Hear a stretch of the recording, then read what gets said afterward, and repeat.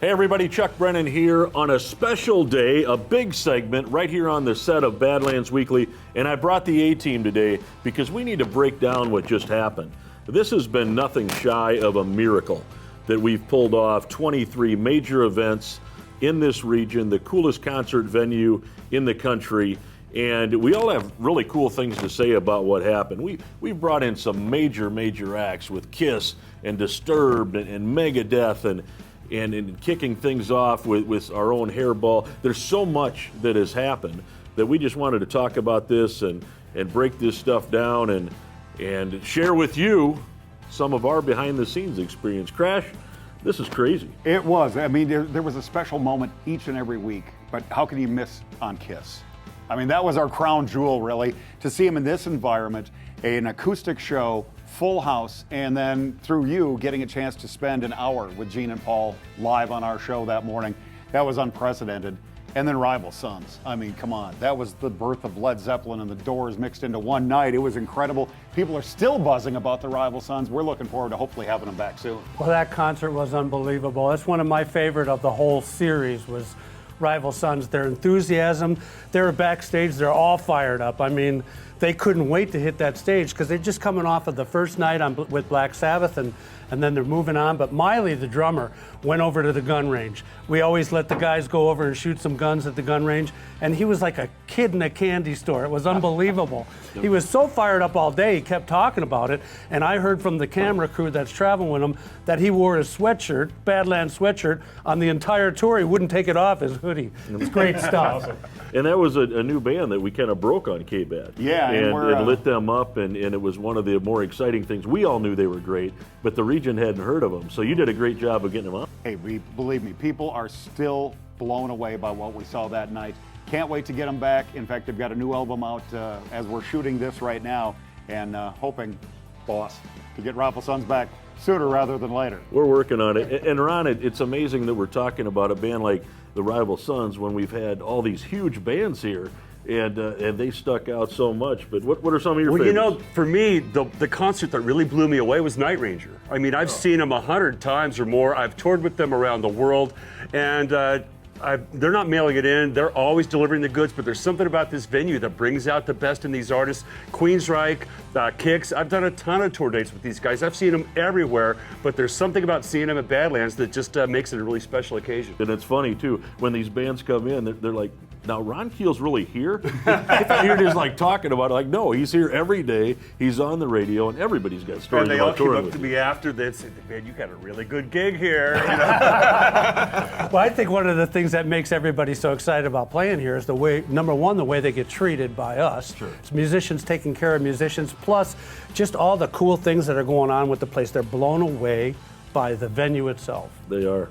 And I think probably their favorite part is the interviews right here with me on the set of Badlands Weekly. Right? It's got to be something like that. Speaking of these great shows, you know, it takes a lot behind the scenes to put this stuff on. Let's go to our own Sean Bowe, the master behind what we have going on. What do we call that guy anyway? What's his job here? Production manager, I think, overall. Yeah, he takes care of all this of it. stuff and figures out to get the drum risers up and all. Anyway, let's let him tell you about it. Sean, take it from here. I probably had the same reaction to it that the artists do. Like, okay, so it's a show, it's a club-sized venue, I've done this before. And then you get here and you're like, okay, let's make a plan, we'll figure this out. One of the great things about being at Badlands Pond and the Badlands House Band, having guys that have toured for many, many years, is it gives me somebody that's a sounding board for me that I can go to them and ask them from an artist's perspective, here's what I want to do with this band. Here's what they're trying to accomplish. I can only do it this way or that way. What is essential to you from the artist's perspective that'll make it work for you, make you happy with your presentation of your product, of your brand, who you are? You know, talking to April Wine, he was like, at first he heard pawn shop and he thought, well, playing a pawn shop? Then when he got here, he was just completely blown away, thought it was the coolest thing ever. You know, these guys have been around the block and toured a lot of places, so how do I approach a guy like that, who's been doing it for 50 years, and say, how can I approach you and make you feel comfortable? So I can go to the Ron Keels of the world and say, well, how do I talk to you in a way where you would feel comfortable with a situation that you've never been in, because this is such a unique environment. What would I say to you to make you feel good walking into this room, which is such a unique room that you feel like, hey, this is a show that people are going to love. People that are fans of bands and fans of artists, and have seen them many times, getting a chance to see them in an environment that they've never seen before, a show that they're never going to see again, they love that. And the artists love that, because we take their unique elements and our unique elements, combine them into one, and make this show that you're never more than about 50 feet from the band, which is not true anywhere else. We have their best elements and our best elements. You have a show that's literally a one-off show that'll never be seen again. And that's huge. Hey, Sean, that was awesome, and thank God you're here to take care of these acts. Have you ever, the one thing about Sean, Chuck, I got to tell you, and it looks like you are telling me. I'm so comfortable with Sean being our production manager because he's got that cool chin thing, right? So we had all these bands, the lineup of bands. When you first told me this lineup, I'm thinking, oh my God, Disturbed, Megadeth, they're going to chew us alive. Yeah. But then we got Sean here with the cool chin thing, and he just vibes with these guys. Well, that's what qualified. When his application came in, normally there's a huge resume on it. He just sent a picture of his beard. That's right. So it's not all of our well-oiled machine of a staff all working together to make this conversion happen. It's Sean Bowe's beard. It's all Sean. It's the chin thing for sure. It came in really handy with Megadeth because those guys came in. They wanted to reconvert the entire room. We have had some big conversions. And Megadeth was obviously our last show, but one of the biggest ones. Yeah, it was huge. They brought in all their stage set. They got these gigantic pieces that they brought in. We had to extend the stage, to the width more than ever before, right up to the fire exits. It was crazy, but he made it happen, and he made the show go smooth, and they were super happy. It was awesome. They brought the arena show to Badlands. It was amazing. It's always going to be big when the semis show up. What a lot of the viewers don't know is most of these bands are fly dates. They just come in, they fly in, we set everything up for them. But when some of these bands are on tour, like Disturbed, that was a crazy. Speaking of chain things, they showed up while we were still on the air, and like 30 people came in that side door. There's trucks out on the street, and we're like, what the hell's going on here? Well, Disturbed's here, and man, they put on a great show. Got a chance to spend some time with David Draymond that day. Over 500,000 views because of their new video for Sound of Silence. Right. We got them at just that right time. Again, and that big light show on the sound, and I was just sick. That was one show I missed. I was in Las Vegas, and I'm watching on the security cameras, and the whole floor is just moving in this massive light show. And I'm like, that ain't all our stuff. I hope these guys didn't spend all my money, but they brought it with. So when the semis pull up, it's big. And another really unique show that we had was our first show. We actually had two bands on.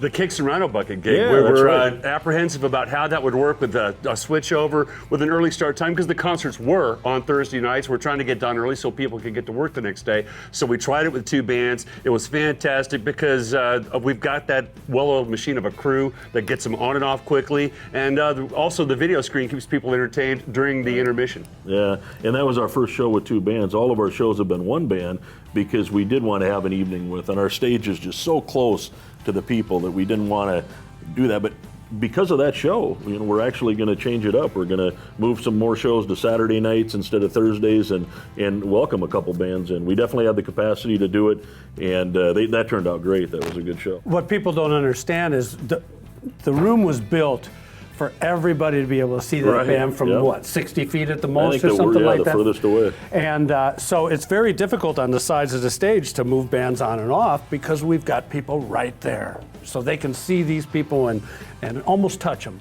Well, let's show the audience what it takes to actually switch this stuff over. We're going to go to our own Steve Przybacki, general manager, here to talk a little bit about this, and our awesome film crew is going to show you a time lapse of what it takes to go from a pawn shop to a concert venue. Check this out.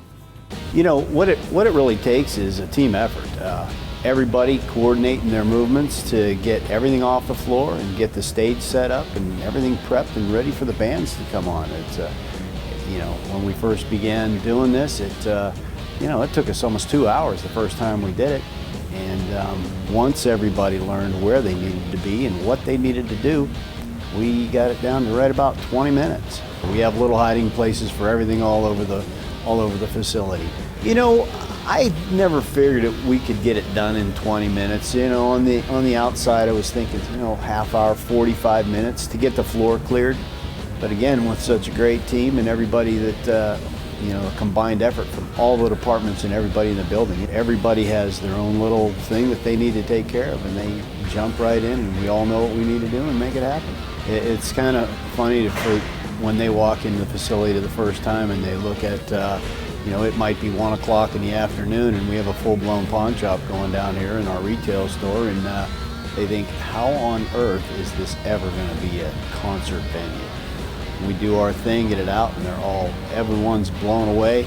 I wouldn't say there's a band that's been through here that doesn't want to come back and do it again, because it's just a phenomenal venue, and the people are great. Everybody takes care of them, and they're just thrilled to have the facility like this to perform.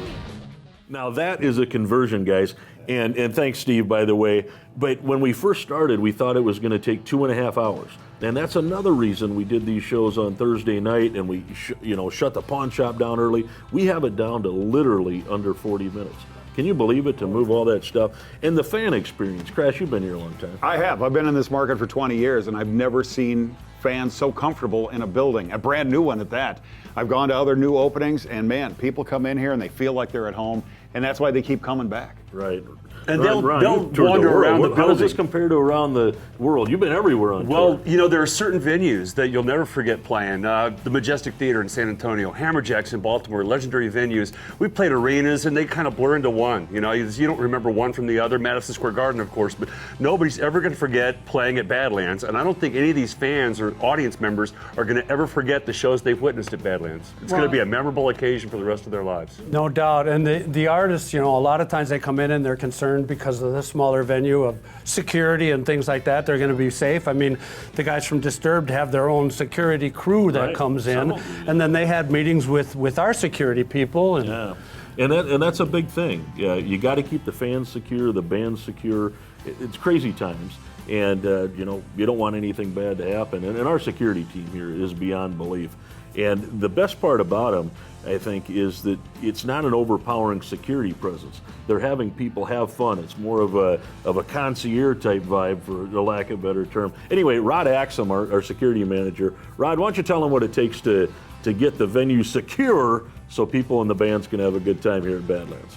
Security is here for a pretty wide variety of things. Number one, of course, security of the facility, safety of all the patrons, safety of all the employees, medical emergencies that come up. And the team that I have here is very good at all of those. During the normal routine day events, we're looking for anything from shoplifters to anything out of the ordinary. As soon as we shift from pawn shop to music venue, then we're looking at more of the rowdy crowd, alcohol issues, fights, things of that nature. The fact that we've done 23 concerts and we've had very few issues is amazing. When I was a bouncer back in my younger days, every night we had several fights for each time we had a music venue. And here we have not had that. We've had maybe 2 or 3, not even so much fights, just disturbances that we've had to deal with, and it's been truly amazing. Yeah, we've been praised, I guess, by the bands that have come through here on how well we do. They come in with a certain set of guidelines, and we have met those or exceeded those every time. And I've had no complaints from any of the band managers, band staff, crew, on any of the events we've had here. And talking with the band members and getting to know them on a personal level at times, that's pretty cool. All professional, but we have fun with it at the same time with those guys. Yeah, great job, Rod. And you guys all agree, the secure venue is huge. We need to... You got to have it. We haven't had one incident, so we can be proud of that. And plenty of room for the people. We don't jam them in we're always full on the shows, but it isn't like we pack them in like sardines so they can get to the bar, get the rest. It's very comfortable Absolutely. here. And there's a lot of stuff that you were talking to, Crash, that go on behind the scenes. It seems like a full day when the bands get here before the crowd even comes in. And, the interviews and just all this stuff. Yeah, where do we even start with that? I don't know, man. I mean, we get a chance in this band compound. I know we'll have some shots of this. We sit down to do an interview, and we see this professional TV team set up, and we're sitting there by the pool table and the pinball machines, And we're talking to people like David Draymond from Disturbed and the guys that came in for the Invitational, like Jack Blades and Stephen Piercy and Don Dockett and everybody. And they're looking around going, where are we again? Are we really in Sioux Falls, South Dakota? The way they're treated, I think, as bringing that back again is tantamount to our success. And we get a lot done too in a short amount of time, because people don't know, but this set right here, this crazy set that we're on, is right in the middle of our 10,000 square foot band compound. So the dressing rooms are all right behind us. They can come in and do these interviews. But during the day, the bands come in, they do some interviews, we give them a tour of the pawn shop, and then we turn them over to Ron. We spin them around like a top, man. They're from here to here, all over town, and they seem to really enjoy the visits to the Brennan Rock and Roll Academy, where we teach young people how to rock on stage and in life, and they enjoy going over and doing the meet and greet with the kids and seeing what we're doing for the young people of the region. And they all say they wish that they had had something like that when they were growing up. So they seem to really enjoy that experience, and we enjoy showing them what we're doing here at the Brennan Rock and Roll Academy. And all the bands do. They get here, they come over, they have lunch, they do an interview, they go to the academy, they come back, they do radio liners. Right, they do radio liners, so that stuff you hear on the radio during the day in between songs, yeah, they're happy to do those kind of things as well. And then they come in and do their incredible interview right here on the set of Badlands Weekly with me. And because of our awesome camera crew, one thing that we can deliver that no other radio station can deliver is the actual performance at the venue. So when the band's here and performing, and we usually kick our interviews right to a live performance of the band. It's really cool. Well, the morning after Tonic was here, they were on the way to the airport, and the lead singer said, wait a minute, stop the car. We had a song from the night before's performance live on the air, fully produced, and he was blown away at how good it sounded.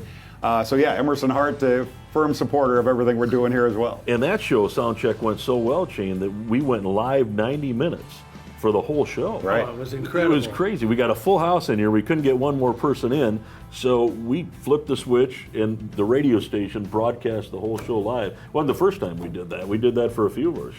Yeah, it was, kept our fingers crossed, and it turned out all right for us. It did sound great. I was going back and forth from the venue to my truck and listening to the broadcast. It sounded fantastic. Yeah. So anyway, the bands do a lot, and check this out. I'll show you a little bit more on what the bands actually do in a full day before the concerts right here at Badlands Pond.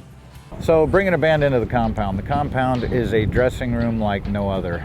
We've got private dressing rooms, pool tables, pinball machines, a merch store, a food, dining area, everything they could possibly ask for. When the bands show up to our band compound, we like them to feel welcome. It's so very helpful because, again, having the knowledge of what is expected, you don't have anything you have to worry about. Throughout the week, I buy them their hospitality list, make sure everything is stacked for them, everything is filled, everything is what they need. What amazes me is the bands will come in and they'll want to make sure they got a ride back to the hotel. And I'll say, no, you're not going to want to go back to the hotel. No, after sound check, I'm going back to the hotel. And I said, no, you should just bring your luggage because you're not going to want to go back to the hotel. And so they come over here and they see the place and they go, damn, I should have brought my luggage. Again, you simply don't have to worry about anything. There's nothing that you can come up with that isn't already been thought about. And then if there's anything that they need throughout the day, we run and grab that and make sure that they have that on staff. If there's just little things like hairspray, Gene Simmons wanted hairspray one day. I was able to get him hairspray that we had on hand. We're able to give them a quality of service that they're not expecting. We want them to have that welcome when they walk off the bus. They're here through the day, and then they can leave this knowing that they've had a good experience. They don't want to have to worry about where they're headed. They don't care how far it is, as long as they're comfortable. Every time we have a band step into the academy, we have already explained to them what the academy is. The bands that come through are always impressed with our facility. There have been some really heavy hitters that have come in here that have made an incredible impact on our kids, and one of those happened to be Disturbed. Those guys came in and they were so kind to our kids. They wanted to know every kid's name and what they played here at the academy, and they encouraged them by saying, keep playing, keep listening to your instructors, keep practicing. And hearing that from people like the guys in Disturbed, or like the guys in The Offspring, or like the guys in Tonic, I mean, you can name all these people who came through here, and consistently, they were so generous to meet our kids, and then always had some sort of keep on practicing or keep up the good work, keep rocking to say to them. It was an incredible thing. having Badlands as a concert venue and the direct tie-in with the Academy, these guys are able to come and see what we are doing, and they always comment, oh my goodness, if I would have had this when I was a kid, I would have led a whole different life, you know, or how amazing is this that kids have the opportunity to come here versus spending time causing trouble, getting in trouble, doing all kinds of things that they could be, you know, wherever else they could be. The Badlands House Band is an integral part of this academy. Having them as instructors here has done multiple things for the academy. One, it's gotten many more kids interested in being involved in the academy and signed up for, you know, lessons. The other thing it's done is it's helped bring in other really quality instructors because they're a part now of the Sioux Falls community, they're a part of the live music scene, and that only fosters relationships with other bands that are playing here in the Sioux Falls music scene and the local bars or the local clubs or whatever. I'm really lucky to be one of the few people that's been able to experience Badlands from every angle, from being a part of the team to being part of the audience and to being part of the show, because I've performed here several times. And I can tell you, these guys are all the same. They're just going to work. They're doing their job. Doesn't matter if they're playing the Exxon Station or Madison Square Garden, they're going to work. What matters, I think, for us is the memories we take with us. The thing that really struck me and a lot of the team was how much they really brought their A game when they came here. They rehearsed, they planned, they really brought it. They played longer than they normally do. When you're in this setting, with this crowd and the furthest person away from you is 70 feet from the stage, they're right in the middle of what's going on. And every band seemed to step it up to a whole new level. These artists are going to get an experience at Badlands like nothing they've ever been through before. They're going to talk about it, tell their friends and other bands, and they have. I remember a story about Paul Stanley and Mark Slaughter and Don Dock and all some of the artists that have played here telling each other, hey man, you're really going to love it. It's really cool. And great to see old friends like Don Dock and who after the show, they always remark, man, that was the coolest thing. It was the coolest video. I had the best time.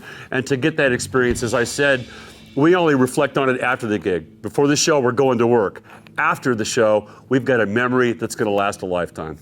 All of our superstar headliners were really touched by their visits to the Rock and Roll Academy, some so much so that they invited students from the Academy to join them on stage in concert. Eric Wilcox got to sing Rock and Roll All Night with Kiss. How cool is that? Jocelyn Zitterich got to go on stage and play with Offspring. So it was really a great experience for the kids and for the audiences and the bands, I'm sure, as well. And it shows when they get to the Academy, they want to get involved and they pick a kid out of the crowd, get them up to play. That was crazy. That's right. They all said that they'd love to be more involved with that, and we're going to take them up on it. Yeah. You know, we put a lot of time into putting this whole schedule together in advance, and there were some big moments that we all know that happened throughout. One moment that the people might be kind of interested in, I don't even know if you guys know this, but out of all these bands, you know, Kiss and Disturbed and Offspring and Steppenwolf and stuff, the biggest bar night we had in here was on St. Patrick's Day with Zuorte. That's like $3 more than the BHP invitation. Oh my God. $3 more? You had the record.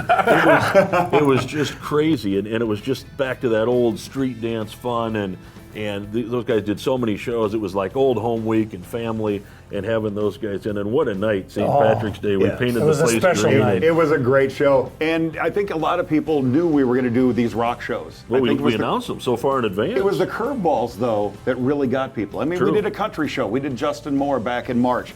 We had the Cinco de Mayo show with Los Tigres del Norte. And then you and I, remembering going to see Prince up at First Avenue back in the day. He passed away. You and I talked at Night Ranger, and you said, I'm thinking about trying to pull this Purple Rain show in from Vegas. We're going to do it on a Monday night. And we pulled it together in 2 weeks, sold the place out for $19.99. And people were still freaking out going, that was one of my favorite shows. Right. We got a new crowd in here that had never been here because of that show. And I think they're fans for life as well. It was a great show. And not only 2 weeks, but it was a Monday night. On a Monday. We pulled that off, and we shut it down early to be able to pull that stuff off. We've had a lot of curveballs. I think you sold like 800 tickets the first day that Purple Rain in the first 4 hours. Yeah. That was crazy. That was incredible, and I got to wear my purple shoes. That's true. I had the purple shoes.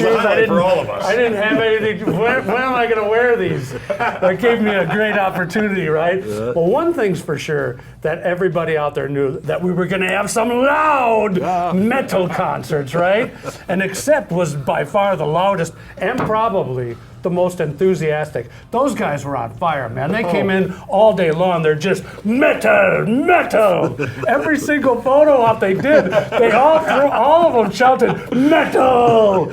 It was That great. one night I was worried about our speakers, but the PA system survived. Well, but you texted me and said, I think this thing's going to blow. Yeah, exactly. I'm shooting a text to Steve Carl, the wizard, our wonderful engineer, going, this thing better not blow. Yeah, we're Bleep pushing that it to the out. limit. It was crazy when that stuff went on, and Accept was very loud. Yeah, they were great, man. People were fired up about that band. But it wasn't what people thought. When we went into the announcement crash and we were going to go through and list all these bands. Right. First of all, nobody believed it. They saw this lineup and it's, Loverboy and April Wine, just every one of these huge bands that we had. And then to pull everyone off with no cancellations. But there were some of the odd shows in there. Justin Moore, Ron, that was a big show. It was. To have a country artist like that, to embrace that crowd, there's something at Badlands for everybody. We proved that with our concert series. Man, that guy can sing too. Wow. And a packed new house. And it was funny to see them in here because by then we had several shows and everybody's wide-eyed. It's so cool. You can tell the new people come in to the venue because they can't believe what they're seeing. Justin Moore was one of them. And what other curveballs do we have out there? We had... those Steppenwolf. Come on, they do like 8-10 shows a year. The legend, John Kay. That was a bucket list thing for me because that's one thing I took away from this concert season. I got to see some bands that I grew up with that I never got to see before. Steppenwolf, Grand Funk Railroad, and April Wine. Yeah. And everything wasn't all peachy because we did have a few complaints here. But the biggest complaint was that we were doing the shows on Thursday night. Yeah. And, everybody wanted to come. Friday's an early day. Businesses were calling us and saying, look, everybody's coming in. They're still half in the bag, Friday morning. So man, we showed up for work the next morning. Hey, we did. A lot of absentees in Sioux Falls on Friday mornings. So what we have done is for the second half of the series, which is very exciting, and we're going to tease a couple of these things that are coming up, but we are going to try to move several of our shows to Saturday night and just change it up a little bit so it's not going to be every Thursday night that we have, and that'll allow us to have a couple bands and do some of the unique things. But we had a lot of great shows. We had a lot of curveballs. It was fantastic. It really was. Yeah. So there you go, people. Badlands Pawn Gold and Jewelry. It's got to be. It's the coolest venue in the country. The bands love it. The fans love it. We love it. Everybody loves it. And we have a lot more great stuff coming up. So thanks for tuning in to this stuff. And stay with us a minute. We had fun today, and we'll be back for more, right? More concerts, more of this. This is fun. Can't wait. See you later. Bye-bye. Just like the efforts we put in for this original lineup, we've really been behind the scenes working on creating our second half, our encore performance. We have some great stuff lined up, though, and people are going to be real excited to see what's coming. Even a big reunion of a band that hasn't played together in a concert setting on a stage for over 25 years and a major national act. So all kinds of great stuff coming, and we're bringing some of our better shows back. It's funny, when the people leave, the first thing they say is, when can we come back? We want to come back and all this. So we're trying to get some of our big shows scheduled back in, and believe me, we're going to be having a ton of shows here at Badlands over the next year.